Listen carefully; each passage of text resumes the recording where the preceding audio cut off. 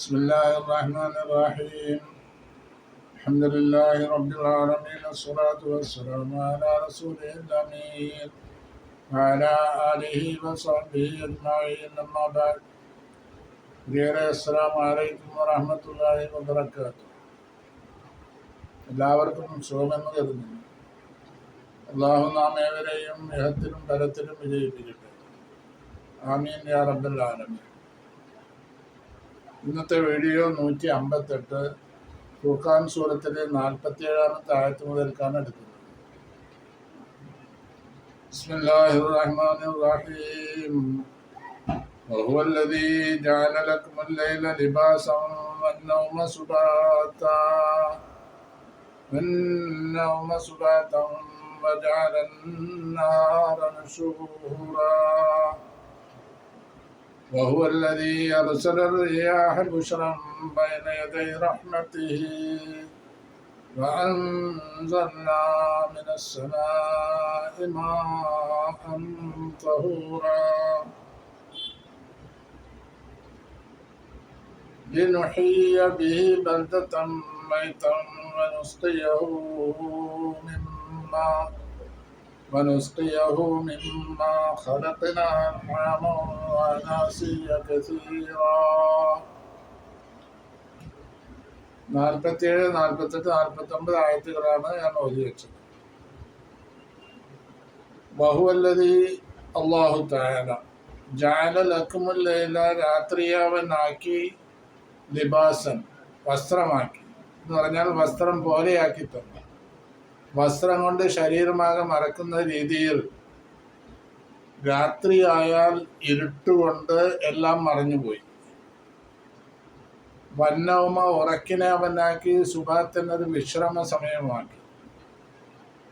വിശ്രമം നമ്മൾ ക്ഷീണിച്ച സമയത്ത് വിശ്രമിക്കാനുള്ള ആവശ്യം അത് അനിവാര്യമാണ്. ക്ഷീണമുണ്ടെങ്കിൽ വിശ്രമിക്കുക. അങ്ങനെ വിശ്രമിക്കുമ്പോൾ ഉറങ്ങുകയാണെങ്കിൽ അത് ഏറ്റവും നല്ല വിശ്രമമായി മാറും. ശരീരത്തിന് വളരെയധികം ആരോഗ്യം കിട്ടുന്ന ഒരു പ്രവർത്തനമാണ് ഉറക്കം. 7 മണിക്കൂറെങ്കിലും ഒരാൾ ഉറങ്ങണം. 8 മണിക്കൂർ എന്നാണ് സാധാരണ പറയാറ്. ഡെയിലി 8 മണിക്കൂർ ഏഴെങ്കിലും ഒരാൾ ഉറങ്ങുന്നത് അനിവാര്യമാണ്. 7 മണിക്കൂർ ഉറങ്ങിയാലാണ് ആരോഗ്യം ശരിയായ നിലക്ക് നിലനിൽക്കുള്ളൂ. അപ്പോൾ ഉറക്കം പോലൊരു വിശ്രമമാണ്. വജഅലന്നഹാര പകലിനെ അള്ളാഹു ആക്കി നുശൂരൻ ഉപജീവനം കരസ്ഥമാവാൻ അതിനു വേണ്ടുന്ന അത്യാവശ്യമായ കാര്യങ്ങൾ കരസ്ഥമാക്കാൻ വേണ്ടിയുള്ള ഒരു സമയമാക്കി. അപ്പോൾ നമ്മൾ പകൽ സമയത്ത് ജോലി ചെയ്ത് നമ്മൾക്ക് വേണ്ടപ്പെട്ടവരെ സംരക്ഷിക്കാൻ ആവശ്യമായ ഉപജീവന മാർഗം കരസ്ഥമാവലാണ് പകലുകൊണ്ട് ഉദ്ദേശിക്കുന്നത്. അതാണ് നുഷൂർ എന്ന് പറഞ്ഞാൽ. ജോലിക്ക് വേണ്ടി ജഅലന്നഹാറ വഖ്തൻ ലിൻതിശാരിന്നാസി ഫീഹി മആയിശിഹിം വമകാസിബിഹിം വഅസ്ബാബി റിസ്ഖിഹിം. ഭക്ഷണം കിട്ടാൻ വേണ്ടി അതിൻ്റെ കാരണങ്ങളും പ്രവർത്തനങ്ങളും അതുമായിട്ട് മുന്നോട്ട് പോവുക, അതിന് പറ്റിയ സന്ദർഭമാണ് പകൽ സമയം. അങ്ങനെ ആക്കി തീർത്തു. അള്ളാഹു ഇതെല്ലാം സംവിധാനിച്ചതാണ്. അപ്പോൾ ആ സംവിധാനത്തിലൂടെയാണ് നമ്മൾ നീങ്ങിക്കൊണ്ടിരിക്കുന്നത്. ഇനി 48-ാമത്തെ ആയത്ത്. വഹുവല്ലദീ അർസല الرِّيَاحَ بُشْرًا بَيْنَ يَدَيْ رَحْمَتِهِ وَأَنزَلْنَا مِنَ السَّمَاءِ مَاءً طَهُورًا. വഹുവല്ലദീ അവൻ അല്ലാഹു അർസല الرِّيَاحَ കാറ്റിനെ അവൻ അയച്ചു. ബുഷറൻ സന്തോഷം അറിയിക്കുന്ന വിധത്തിൽ സന്തോഷ വാർത്ത അറിയിക്കുക. ബൈന യദൈ റഹ്മത്തിഹി അള്ളാഹുവിൻ്റെ അനുഗ്രഹത്തിൻ്റെ മുന്നോടിയായിട്ട് കാറ്റിനെ അയക്കുക. കാറ്റിനെ അയക്കുക എന്ന് പറഞ്ഞത് മഴയ്ക്ക് മുമ്പായിട്ട് കാറ്റിനെ അയക്കുമ്പോൾ നമ്മൾക്ക് മഴ വരാൻ പോകുന്നുണ്ട് എന്നുള്ള സൂചനയാണ് കാറ്റ്. കാരണം കാറ്റ് കൊണ്ട് അള്ളാഹു കാർമേഘങ്ങളെ അവൻ ഉദ്ദേശിച്ച പ്രദേശങ്ങളുടെ മേൽഭാഗത്ത് റെഡിയാക്കി നിർത്തും. അവിടെ മഴ പെയ്യും അധികം താമസിയാതെ. ഇത് കാറ്റ് കൊണ്ടുണ്ടാവുന്ന സ്ഥിതിവിശേഷമാണ്. കാറ്റുകൾ ഉദ്ദേശിച്ച സ്ഥാനത്തേക്ക് കാർമേഘങ്ങളെ വലിച്ചു കൊണ്ടുപോകും. അങ്ങനെ താമസിയാതെ മഴ വർഷിക്കുകയും ചെയ്യും. അപ്പൊ മഴയെപ്പറ്റി ഇവിടെ പറഞ്ഞത് അള്ളാഹുവിൻ്റെ അനുഗ്രഹം എന്നാണ്. അള്ളാഹുവിൻ്റെ അനുഗ്രഹം മുത്തഖിങ്ങൾക്കാണ്, മുഅ്മിനീങ്ങൾക്കാണ് അനുഗ്രഹം എന്ന് പറയുന്നത്. എല്ലാ വിഭാഗം ആളുകൾക്കും അനുഗ്രഹമാണ് മഴ, കാറ്റ്, ഇതെല്ലാം. ഇവിടെ മുസ്ലിമും അമുസ്ലിമും നല്ലവരും മോശപ്പെട്ട ആളുകളും എല്ലാം ജീവിക്കുന്നുണ്ട്. ആത്മീയമായിട്ടാണ് ഞാൻ പറയുന്നത്. ആത്മീയമായി നല്ലവരും മോശപ്പെട്ടവരും ഒക്കെ ജീവിക്കുന്ന ദുന്യാവ് എന്ന് പറഞ്ഞാൽ അങ്ങനെയാണ്. എല്ലാവർക്കും അല്ലാഹു മഴയും കാറ്റും വെള്ളവും വായുവും ഇതെല്ലാം നൽകുന്നുണ്ട്. അങ്ങനെ ജീവിക്കുന്നുണ്ട്. പക്ഷേ മുൻകഴിഞ്ഞ പ്രവാചകന്മാർക്ക് വെള്ളം കൂടുതലായി വന്നപ്പോൾ തൂഫാനുണ്ടായി. നൂഹ് നബിന്റെ ആളുകൾ സമൂദ് വിഭാഗത്തെ അള്ളാഹു നശിപ്പിച്ചത്, ആദ് സമൂഹത്തെ അള്ളാഹു നശിപ്പിച്ചത്. ആദ് സമൂഹം എന്ന് പറഞ്ഞാൽ 2 വിഭാഗം ജനങ്ങളാണ്, 2 പ്രവാചകന്മാരുടെ. ആദ് വിഭാഗത്തെ നശിപ്പിച്ചത് അമ്മ ആദും ബിരിയഹിൻ സർസറിൻ ആതിയ സഖറഹ സഅബഅ ലയാലിൻ വസമാനിയത അയ്യാം ഹസൂമൻ ഫതറൽ ഖൗമ ഫിഹാ സറഅ കഅന്നഹും അഅജാസു നഖ്ലിൻ ഖാവിയ.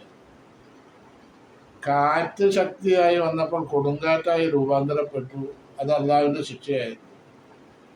ഈ വിഭാഗം ആദ് വിഭാഗത്തിന് 7 ദിവസവും 7 പകലും അമ്മാനും ഓലിക്കും സൽസലൻ നാത്തിയ സബാലയാലും സമാനിയത്ത അയ്യാം 7 രാത്രിയും 8 പകലുകളും നീണ്ടു നിന്ന കാറ്റ്.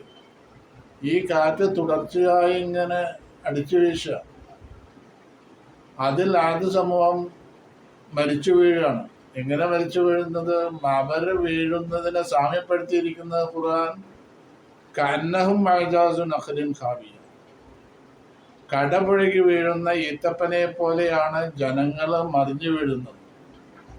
മറിഞ്ഞു വീണ് അവിടുന്ന് എഴുന്നേൽക്കാൻ പറ്റില്ല, മരിച്ചുപോയി. ഇത് അള്ളാഹുവിൻ്റെ ശിക്ഷയായിരുന്നു. അപ്പൊ കാറ്റ് ശക്തിയായി വന്നാൽ അത് ശിക്ഷയായിട്ട് ഇറങ്ങുന്ന കാറ്റുകൾ ഉണ്ട്. അള്ളാഹുവിൻ്റെ ശിക്ഷയായിട്ട്, അള്ളാഹുവിൻ്റെ ശിക്ഷയായിട്ട് ഇറങ്ങുന്ന മഴയുണ്ട്. അത് നൂഹ് നബിയുടെ ജനങ്ങൾക്ക് മഴ വർഷിച്ചു, വെള്ളപ്പൊക്കമുണ്ടായി. അപ്പോൾ അള്ളാഹുവിൻ്റെ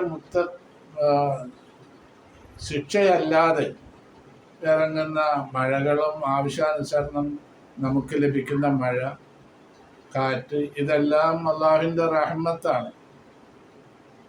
അള്ളാഹു കണക്കാക്കിയ ആളുകൾക്ക് ശിക്ഷ എന്ന ഇനത്തിൽ ശിക്ഷകൾ വേറെ കിട്ടും.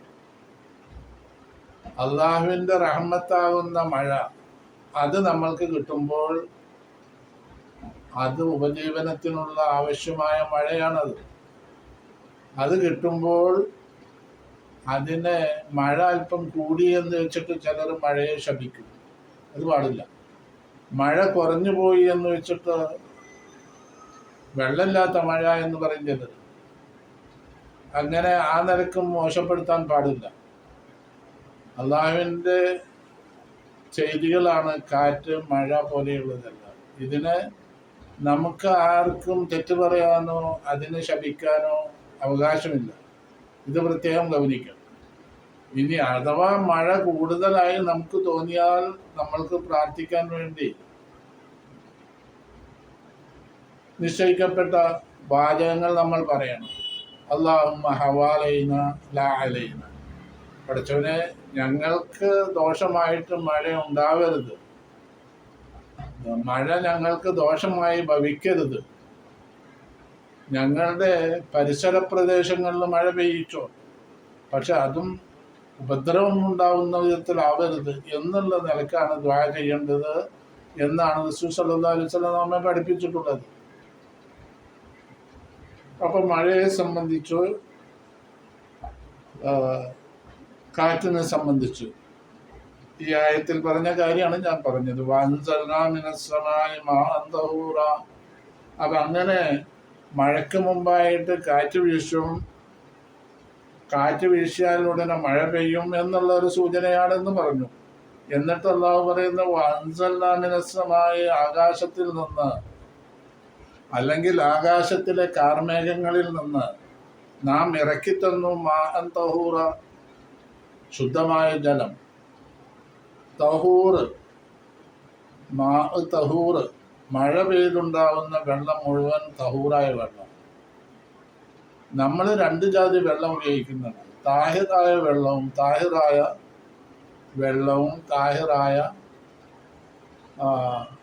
തഹൂറായ വെള്ളവും.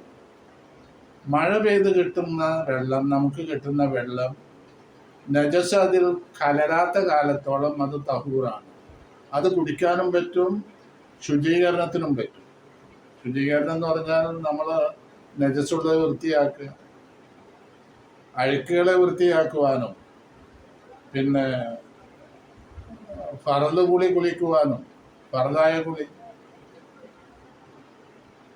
ഫറദായ ഉളു സുന്നത്തായ പോലും ഫറദായ എന്നില്ല, ഒതു എടുക്കുവാനും. നിസ്കരിക്കണമെങ്കിൽ ഒതു എടുക്കണമല്ലോ, അത് അംഗശുദ്ധി വരുത്തുക. അത് ഉളു കുളി രണ്ട് ഐറ്റം കൊണ്ടാണ് അംഗശുദ്ധി. ഫറദായ കുളി കുളിക്കുവാനും ഉളു എടുക്കുവാനും നമ്മൾ തഹൂറായ വെള്ളം ഉപയോഗിക്കും. മറ്റുള്ള ചില താഹിറായ വേറെ വെള്ളങ്ങളെ പേര് പറയുന്ന വെള്ളങ്ങളുണ്ട്. കഞ്ഞിവെള്ളം, അല്ലെങ്കിൽ ദ്രാവക രൂപത്തിലുള്ള ലിക്വിഡ് രൂപത്തിലുള്ള കഞ്ഞിവെള്ളം, ചായ, പിന്നെ ഉദാഹരണത്തിന് സർവത്ത് പോലുള്ളതൊക്കെ വെള്ളമാണല്ലോ. കഞ്ഞിവെള്ളം എത്രയും നമുക്ക് കുടിക്കാൻ ആരോഗ്യത്തിന് നല്ലതാണ്. പക്ഷെ ഒതെടുക്കാൻ പറ്റുമോ? കുളിക്കാൻ പറ്റില്ല. സർവത്ത് പഞ്ചസാരയും ചെറുനാരങ്ങയും കലർന്ന വെള്ളം, അതുകൊണ്ട് ഒതെടുക്കാൻ പറ്റില്ല, കുളിക്കാനും പറ്റില്ല. എത്രയും കുടിക്കുക, ആരോഗ്യത്തിന് നല്ലതാണ്, ദാഹത്തെ ശമിപ്പിക്കുന്നു. ചായ, എല്ലാവർക്കും ചായ കുടിക്കാൻ വളരെ ഇഷ്ടമാണ്. അതിൽ ചായല പഞ്ചസാര കലർന്നത്, അത് ഒതെടുക്കാൻ പറ്റില്ല, കുളിക്കാനും പറ്റില്ല. അപ്പോൾ ഇങ്ങനെയുള്ള തഹൂറായ വെള്ളം എന്ന് പറഞ്ഞാൽ കുളിക്കാനും പറ്റും, കുടിക്കാനും പറ്റും, ശുചീകരണത്തിനും പറ്റും, കുടിക്കാനും പറ്റും. അങ്ങനെയുള്ള വെള്ളമാണ് തഹൂർ എന്ന് പറയുന്നത്. ഈ രണ്ട് ഐറ്റങ്ങൾ അടങ്ങിയതാണ് തഹൂർ എന്ന വാക്ക്. തഹൂർ എന്നുള്ളത് താഹിറിൻ്റെ പിന്നെ മുബാലകയാണത്. മുബാലക എന്ന് പറഞ്ഞാൽ അർത്ഥത്തിന് ഗാംഭീര്യം കൂടുതലുള്ള വാക്കിനാണ് മുബാലകത്തിൻ്റെ സിഗ എന്ന് പറയുന്നത്. അങ്ങനെയുള്ള ഒരു പദമാണ് തഹൂർ എന്നത്. എന്ന് പറഞ്ഞാൽ കൂടുതൽ ശുദ്ധമായത് എന്ന്. രണ്ടൈറ്റത്തിനും പറ്റും, കുടിക്കാനും പറ്റും, ശുചീകരണത്തിനും പറ്റുന്ന വെള്ളം എന്നർത്ഥം.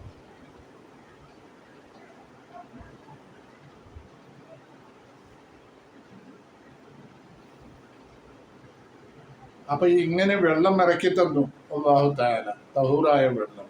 എന്തിനു വേണ്ടി? ലിനുഹ്യിയ ബിഹി ബൽദതൻ മൈതൻ വനുസ്ഖിയഹു മിമ്മാ ഖലഖ്നാ അൻആമൻ വഅനാസിയ കസീറാ. ലിനുഹ്യിയ ബിഹി, അതുകൊണ്ട് നമ്മൾ ജീവൻ നൽകാൻ വേണ്ടി. ഏത്? ആ വെള്ളം കൊണ്ട്. ബൽദത്തൻ മൈത്തൻ, നിർജീവമായ പ്രദേശങ്ങൾക്ക്. വനുസ്ഖിയഹു, നിർജീവമായ പ്രദേശങ്ങൾ എന്ന് പറഞ്ഞാൽ ഭാഗം വരണ്ട് ഉണങ്ങിക്കിടക്കുന്ന ഭൂപ്രദേശങ്ങൾ. ഒരു മഴ കിട്ടിക്കഴിഞ്ഞാൽ അത് അവിടെ സസ്യാദികൾ മുളച്ചു തളിർത്ത് വലുതായി അങ്ങനെ ഒരു പച്ച പിടിച്ച ഒരു സ്ഥിതിവിശേഷം വരും. അപ്പോൾ കാണാൻ തന്നെ വളരെ ഇതാണ്. റബത്ത് വമ്പത്തത്ത് എന്നാണ് ഖുർആനിന്റെ പ്രയോഗം. വളർന്ന് അങ്ങനെ സസ്യാദികൾ മുളച്ച് മഴ കിട്ടുമ്പോൾ പിന്നെ പിന്നെ ഭൂമി തന്നെ ഒന്ന്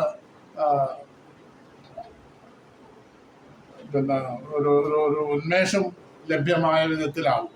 എന്നിട്ട് അതിൽ സസ്യാദികൾ മുളച്ചു അങ്ങനെ പച്ച പിടിച്ച രംഗം വരുന്നു. അതൊരു മഴ കൊണ്ടുണ്ടായ നേട്ടം. അതാണ് ഹയാത്താക്കുക എന്ന് പറയുന്നത്.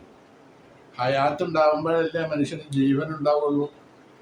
ഈ ജീവൻ ഉണ്ടാകുമ്പോഴല്ലേ മനുഷ്യന് ആവശ്യമായ കാര്യങ്ങൾ അനക്കാടക്കങ്ങളൊക്കെ ജീവികൾക്ക് ചെയ്യാൻ കഴിയുള്ളൂ. അതുപോലെ ഭൂമിക്കും അതേ നിലയിൽ പറഞ്ഞതാണ് നുഹിയ എന്ന്. ഭൂമിയെ ഹയാത്താക്കുക. ഹയാത്താക്കുക എന്ന് പറഞ്ഞാൽ പച്ച പിടിച്ച് നല്ല നിലയ്ക്കാവുക. ബൽദത്തൻ മൈത്ത് എന്ന് പറഞ്ഞാൽ നിർജീവമായി കിടക്കുന്ന വരണ്ട് ഉണങ്ങി കിടക്കുന്ന ഭൂമിയിൽ നിന്നാണ്, മരിച്ച ഭൂമിയിൽ നിന്നല്ല. നിർജീവമായി കിടക്കുന്ന ഭൂമി എന്ന് പറഞ്ഞാൽ ജീവനില്ലാത്ത ഭൂമി എന്നാണ്. പക്ഷെ അതിന് ഇങ്ങനെ പറയണം, വരണ്ട് ഉണങ്ങിപ്പോയ ഭൂമി, കട്ട വിണ്ട ഭൂമി, ആ പ്രദേശങ്ങൾ. പിന്നെ വനുസ്തയഹു, അതിനെ നാം കുടിപ്പിക്കുകയും ചെയ്യും. മിമ്മ ഖലഖ്ന, നമ്മൾ സൃഷ്ടിച്ചവയിൽ നിന്ന്, അൻആമൻ, കാലികൾക്ക്. നമ്മൾ കുറേ സാധനങ്ങൾ സൃഷ്ടിച്ചിട്ടുണ്ട്. ധാരാളം ജന്തുജാലങ്ങൾ, ധാരാളം മനുഷ്യർ, പിന്നെ കാലികൾ, എന്തെല്ലാം സാധനങ്ങളാണ് അന്ന് സൃഷ്ടിച്ചത്.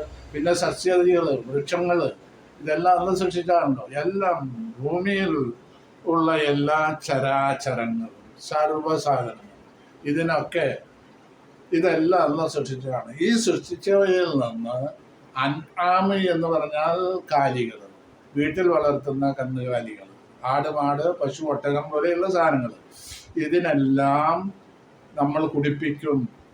അന്നാമ് എന്ന് പറഞ്ഞാൽ ഭൂമി വീട്ടിൽ വളർത്തുന്ന കാലികൾ, കന്നുകാലികൾ. അനാസിയ കസീറ, അനാസി എന്ന് പറഞ്ഞാൽ ഇൻസാൻ, മനുഷ്യൻ എന്നതിൻ്റെ ഒരു വകഭേദമാണ് അനാസി എന്ന്. അപ്പം മനുഷ്യന് കസീറ, ധാരാളം മനുഷ്യൻ, അവർക്കും കുടിപ്പിക്കും. അപ്പം എങ്ങനെയല്ല എല്ലാവർക്കും കുടിപ്പിക്കാൻ വേണ്ടി. കാരണം എന്താ എല്ലാവർക്കും കുടിക്കാൻ? യശ്റബ മിന്നുൽ ഹയവാനു വൽ ഇൻസാൻ, ഹയവാനും മനുഷ്യനും മൃഗങ്ങളും മനുഷ്യരും വെള്ളം കുടിക്കാൻ വേണ്ടി. അന്നൽ മാ ഹയാത്ത് കുല്ലി ഹയ്യൻ, എല്ലാ ജീവികളുടെയും ജീവന്റെ നിലനിൽപ്പ് വെള്ളം കൊണ്ടാണ്. വന്നാസു മഹ്താജൂനയിലേഹി, മനുഷ്യർ വെള്ളത്തിന് വളരെയധികം ആവശ്യമുള്ളതാണ്. എല്ലാ കാര്യങ്ങൾക്കും വെള്ളം വേണം അവർക്ക്. ഇതിൽ കൂടുതലായി പിന്നെ കൃഷികൾക്ക് ഉപയോഗിക്കുന്നു, അവർ കാലികൾക്ക് കുടിക്കാൻ ഉപയോഗിക്കുന്നു. ഇതെല്ലാം അപ്പം എല്ലാത്തിനും വെള്ളം ആവശ്യമാണ്. വെള്ളമില്ലാതെ ഒരു കാര്യവും നടക്കില്ല. ജീവിതം തന്നെ ദുസ്സഹമായി തീരും. അപ്പോൾ അള്ളാഹു ചെയ്ത നിഅമത്തുകൾ എന്തെല്ലാമാണ് ഇവിടെ. എല്ലാം അള്ളാഹു പറഞ്ഞു. വല്ലദീ അർസല റിയാഹ ബുശ്റൻ ബൈന യദൈ റഹ്മതി വഅൻസൽനാ മിനസ് സമാഇ മാഅൻ തഹൂറാ ലിനുഹ്യിയ ബിഹി ബൽദത്തൻ മൈതൻ വനുസ്ഖിയഹു മിമ്മാ ഖലഖ്നാ അൻആമൻ വഅനാസിയ കസീറാ. 47, 48, 49 ആയത്തുകളാണ് ഇപ്പോൾ വിശദീകരിച്ചത്. 50-ാമത്തെ ആയത്ത്. ഇനി ഖുർആനെ സംബന്ധിച്ച് പറയണം. വലഖദ് സറഫ്നാഹു ബൈനഹും ലിയദ്ദക്കറു ഫഅബാ അക്സറുന്നാസി ഇല്ലാ കുഫൂറാ. ഖുർആനിൽ വലഖദ് സറഫ്നാഹു, ഖുർആനിൽ നാം മനുഷ്യനെ വിവരിച്ചു കൊടുത്തു. എന്ത്? എല്ലാ ഉദാഹരണങ്ങളും വിവരിച്ചിട്ടുണ്ട് ഖുർആനിൽ. എല്ലാ ഉദാഹരണം എന്ന് പറഞ്ഞപ്പോൾ മേൽ പറഞ്ഞ കാര്യങ്ങൾ തന്നെ 2-3 ആയത്തുകളിലായിട്ട് പറഞ്ഞല്ലോ. വെള്ളം, കാറ്റ്, അത് നൽകുന്നത്, കുടിക്കാൻ ഉപയോഗിക്കുന്ന വെള്ളം, തഹൂറായ വെള്ളം, മനുഷ്യനും മൃഗങ്ങളും കൃഷിയും മറ്റും എല്ലാം നിന്നും വെള്ളം നൽകുന്നു. അല്ലാഹു തആല മഴ പെയ്ത വെള്ളത്തിൽ നിന്നാണ് അതെല്ലാം നടക്കുന്നത്. അങ്ങനെയുള്ള മഴ വർഷിപ്പിച്ചു അല്ലാഹു എന്നെല്ലാം പറഞ്ഞു. പിന്നെ ഇതുകൂടാതെ മറ്റു പല ഉദാഹരണങ്ങളും അല്ലാഹു ഖുർആനിൽ പറഞ്ഞിട്ടുണ്ട് ഇത്തരം കാര്യങ്ങളെ വിശദീകരിച്ചുകൊണ്ട്. വബയ്യന്നാ ഫീൽ ഹുജ്ജത വൽ ബറാഹീന, അതിൽ അല്ലാഹുവിൻ്റെ കുതിരത്തുകളും അതിൻ്റെ ലക്ഷ്യങ്ങളും തെളിവുകളും പറഞ്ഞിട്ടുണ്ട്, അവൻ വിശദീകരിച്ചിട്ടുണ്ട്. അതൊക്കെ എന്തിനു വേണ്ടിയാണ്? ലിയദ്ദക്കറൂ, അവർ ചിന്തിക്കാൻ വേണ്ടി, ലിയത്തഫക്കറൂ വലിയത്തദബ്ബറൂ, അവര് ചിന്തിച്ച് മനസ്സിലാക്കാൻ വേണ്ടിയാണ്. എന്നാൽ അള്ളാഹുവിൻ്റെ കുദറത്തിനെയും അള്ളാഹുവിൻ്റെ ഇറാദത്ത്, കഴിവുകൾ, അള്ളാഹുവിടെ വ്യവസ്ഥപ്പെടുത്തിയ കാര്യങ്ങൾ ഇതെല്ലാം ചിന്തിച്ച് മനസ്സിലാക്കിക്കോട്ടെ എന്ന് വെച്ചുകൊണ്ടാണ് അള്ളാഹു ഇതെല്ലാം ചെയ്തത്. പക്ഷേ അധിക പേരും, മനുഷ്യരിൽപ്പെട്ട അധിക പേരും ഇതിനെ നിഷേധിക്കുക മാത്രമാണ് ചെയ്യുന്നത്. ഇല്ല കുഫൂറ, അവര് നന്ദിയോടെ ഓർക്കുന്നില്ല. ഇതിനെല്ലാം നിഷേധിക്കുക, തള്ളിപ്പറയുക. ഈ തള്ളിപ്പറയുക, കളവാക്കുക, ഇത്തരം കാര്യങ്ങളാണ് അവരിൽ നിന്നുള്ളത്. ഒരു ഉപകാരം കിട്ടിക്കഴിഞ്ഞാൽ, ഒരു നിയമത്ത് കിട്ടിക്കഴിഞ്ഞാൽ മനുഷ്യൻ അതിനെ നന്ദിയോടെ ഓർക്കണം, ചിന്തിക്കണം. അതെല്ലാം എന്തെല്ലാം നിയമത്തുകളാണ് ഇവിടെ എല്ലാ മനുഷ്യർക്കും ചെയ്യുന്നത്. മുസ്ലിമോ ജാതി മത വ്യത്യാസമന്യേ അള്ളാഹു ചെയ്യുന്ന നിയമത്തുകൾ ഇവിടെ ധാരാളമുണ്ട്. അതിൽ പെട്ടതാണ് മഴ, കാറ്റ് മുതലായത്. പിന്നെ വായു, ശ്വസിക്കണ വായു, ഇതെല്ലാം ജാതി മതം ഭേദമന്യേ എല്ലാവർക്കും നൽകുന്നതാണ്. അപ്പോൾ അതിൻ്റെ പേരിൽ എല്ലാവരും അള്ളാഹുവിനെ സ്തുതിക്കുകയും അള്ളാഹുവിന് നന്ദി ചെയ്യുകയും വേണം. അതിനു വേണ്ടിയാണ് അള്ളാഹു ഇതെല്ലാം വിവരിച്ചത്. ഖുർആനിൽ അങ്ങനെ പല ഉദാഹരണങ്ങളും അള്ളാഹു വിവരിച്ചിട്ടുണ്ട്. അതെല്ലാം ചിന്തിച്ച് മനസ്സിലാക്കൽ മനുഷ്യധർമ്മമാണ്. ആത്മീയമായി ചിന്തിക്കുന്നവർ അതെല്ലാം ചിന്തിച്ച് മനസ്സിലാക്കണം. പക്ഷെ ആളുകൾ, നിർഭാഗ്യം എന്ന് പറയട്ടെ, ആളുകൾ അതിനെല്ലാം നിഷേധിക്കുകയാണ്. നിഷേധിക്കുന്ന ആളുകളാണ് അധികവും. അബ അക്സറുന്നാസി ഇല്ല കുഫൂറ. 51-ാമത്തെ ആയത്ത്, ഫലാ തുതിൽ കാഫിരീന വജാഹിദുഹും ബിഹി ജിഹാദൻ കബീറാ. ഫലാ തുതിൽ കാഫിരീന, അതുകൊണ്ട് നബിയെ തങ്ങൾ അവിശ്വാസികളെ അനുസരിക്കരുത്. അവിശ്വാസികൾ പറയുന്ന കാര്യങ്ങൾ അനുസരിക്കരുത്. നിങ്ങൾ അവർക്ക് പ്രബോധനം ചെയ്യുമ്പോൾ, ഉത്ബോധനം ചെയ്യുമ്പോൾ അവര് നിങ്ങളെ അംഗീകരിക്കുന്നില്ല. അവര് പറയുന്നത് ഞങ്ങളുടെ ആലിഹത്തിനെ പറയുന്നത് മുഹമ്മദ് നിർത്തിവെക്കണം എന്നുള്ളതാണ് അവർ പറയുന്നത്. അപ്പോൾ അത് ശരിയല്ല, അത് നിർത്തിവെക്കേണ്ട കാര്യമില്ല. റസൂലിനോട് അല്ല പറയാം. അത് സ്വാഭാവികമായിട്ടും അവരെ കുറ്റപ്പെടുത്തല്ല. ഫലാ തസുബുല്ലദീന യദുഊനമിന്ദൂനില്ല, അള്ളാഹു അല്ലാത്തവർക്ക് ആരാധിക്കുന്നവരെ നിങ്ങൾ ചീത്ത പറയരുത് എന്ന് ഖുർആനിലുണ്ട്. അങ്ങനെ ചീത്ത പറയലല്ല നബി ചെയ്യുന്നത്. നബി പറയുന്നത് അള്ളാഹുവിൽ വിശ്വസിക്കുക, അള്ളാഹുവിന് വേണ്ടി ജീവിക്കുക, അള്ളാഹുവിന് വേണ്ടി മരിക്കുക, അള്ളാഹുവിന് വേണ്ടി, അള്ളാഹുവാണ് നമ്മളുടെ സർവ്വലോക രക്ഷിതാവ് എന്നുള്ള വിശ്വാസം നിലനിർത്തി ജീവിക്കണം മനുഷ്യൻ. അതാണ് തൗഹീദ് എന്ന് പറയുന്നത്. അള്ളാഹു അല്ലാതെ ഇബാദത്തിന് അർഹരായ വേറൊരാളും ഇല്ല. ഇതാണ് തൗഹീദ്. ഈ തൗഹീദിൽ വിശ്വസിച്ചുകൊണ്ട് മൂമിനായി മുത്തഖിയായി ജീവിക്കുക എന്നുള്ള ഉപദേശമാണ് റസൂൽ കൊടുക്കുന്നത്. അപ്പോൾ സ്വാഭാവികമായും വിഗ്രഹങ്ങളെ നിങ്ങൾ ത്യജിക്കണം, ഒഴിവാക്കണം. വിഗ്രഹങ്ങൾക്കല്ല നിങ്ങൾ ഇബാദത്ത് എടുക്കേണ്ടത്, ഏകനായ അള്ളാഹുവിനാണ്. അതുകൊണ്ട് അത് ഈ ഇലാഹുകളെ കുറ്റം പറയലോ ചീത്ത പറയലോ അല്ല, അള്ളാഹുവിൻ്റെ ഇബാദത്ത് എടുക്കണം, അള്ളാഹുവിൽ വിശ്വസിക്കണം എന്നാണ് പറയുന്നത്. അങ്ങനെ പറയുമ്പോൾ ഞങ്ങളുടെ ഇലാഹിനെ പറ്റി നിങ്ങൾ മുഹമ്മദ് ഒന്നും പറയരുത് എന്നുള്ളതാണ് അവർ ആവശ്യപ്പെടുന്നത്. അതിന് പ്രവാചകൻ അനുസരിക്കരുത് അവരാ പറഞ്ഞ കാര്യത്തിന് എന്നാണ് അല്ലാഹു തആലയുടെ ഉപദേശം ഇവിടെ. പിന്നെ എന്തു വേണം? വജാഹിദുഹും, അവരോട് സമരം ചെയ്യണം. ബിഹി, ഖുർആൻ കൊണ്ട്. വാളുകൊണ്ട് സമരം ചെയ്യാന്നല്ല പറഞ്ഞത്. ഖുർആൻ കൊണ്ട് സമരം ചെയ്യാന്ന് പറഞ്ഞാൽ വാക്കാലുള്ള ഉപദേശങ്ങൾ കൊടുക്കണം. ഖുർആനെ മുൻനിർത്തിക്കൊണ്ട് അവർക്ക് വേണ്ടുന്ന ഉപദേശങ്ങൾ കൊടുക്കണം. ആ നിർദ്ദേശങ്ങളും ഉപദേശങ്ങളും അനുസരിച്ച് അവർ ജീവിക്കാൻ ഇടവരണം. ആ വിശ്വാസത്തിലേക്ക് അവർ കടന്നു വരണം. അതിനുവേണ്ടി പ്രവാചകരെ അവരുമായി സമരം ചെയ്യണം. ജിഹാദൻ കബീറ, വലിയ നിലക്ക് ജിഹാദ് ചെയ്യണം. വലിയ നിലക്ക് എന്ന് പറഞ്ഞാൽ വലിയ സൈന്യങ്ങളെ പിന്നെ സമ്മേളിപ്പിച്ചുകൊണ്ട് അവിടെ യുദ്ധം ചെയ്യുക എന്നല്ല പറഞ്ഞത്. വലിയ നിലയിൽ യുദ്ധം ചെയ്യുക എന്ന് പറഞ്ഞാൽ, ജിഹാദ് ചെയ്യുക എന്ന് പറഞ്ഞാൽ വലിയൊരു സമരമായി രൂപാന്തരപ്പെടണം. അവരോട് ഈ ഉപദേശ നിർദ്ദേശങ്ങളും ഉദ്ബോധനങ്ങളൊക്കെ കൊടുക്കുന്നത് വലിയ നിലയിലാവണം. ചെറിയ നിലയിലായാൽ പറ്റില്ല അവർക്ക്. കാരണം അതുകൊണ്ടൊന്നും അവർ വിശ്വസിക്കില്ല. അപ്പൊ കൂടുതൽ ഉപദേശിച്ചുകൊണ്ട് അവരെ സന്മാർഗത്തിലേക്ക് കൂട്ടിക്കൊണ്ടുവരണം എന്നാണ് അല്ലാഹു തആല പറയുന്നത്. ഇവിടെ ഒരു നിലക്കും അവരുമായിട്ട് യുദ്ധം ചെയ്യാനുള്ള ഇതല്ല അള്ളാഹുവിടെ പറയുന്നത്.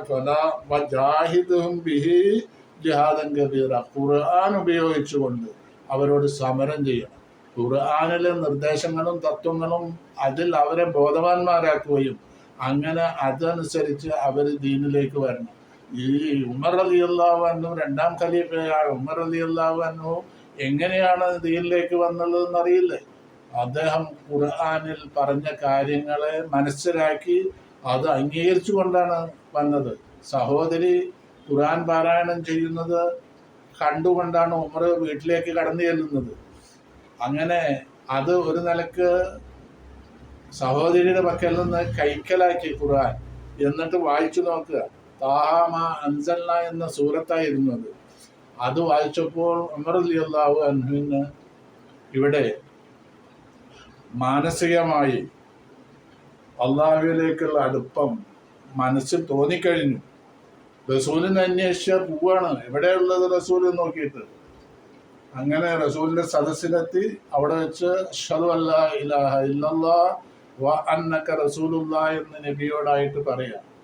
ഇങ്ങനെ അപ്പോ ഖുർആൻ കേട്ടുകൊണ്ട് ഈ ഖുർആൻ കൊണ്ട് ജിഹാദ് ചെയ്താൽ തീർച്ചയായും അവര് വേണ്ടുന്ന വിധത്തിൽ ഇസ്ലാമിലേക്ക് വരും എന്നുള്ളതാണ് അള്ളാഹു ഇവിടെ ജിഹാദ് ചെയ്യണം എന്ന് പറഞ്ഞതിന്റെ അർത്ഥം. വജാഹിദുഹും ബിഹി ജിഹാദൻ കബീറാ ഫലാ തുതിൽ കാഫിരീന ഫീമാ യദ്ഊനക ഇലൈഹി മിനൽ കുഫാരി. കുഫാറുകളിൽ നിന്ന് അവിശ്വാസികൾ നിന്നെ ക്ഷണിക്കുന്ന കാര്യങ്ങളുണ്ടല്ലോ, അതിൽ നീ വഴിപ്പെടരുത്. വജാഹിദുഹും ബിൽ ഖുർആനി ജിഹാദൻ കബീറൻ.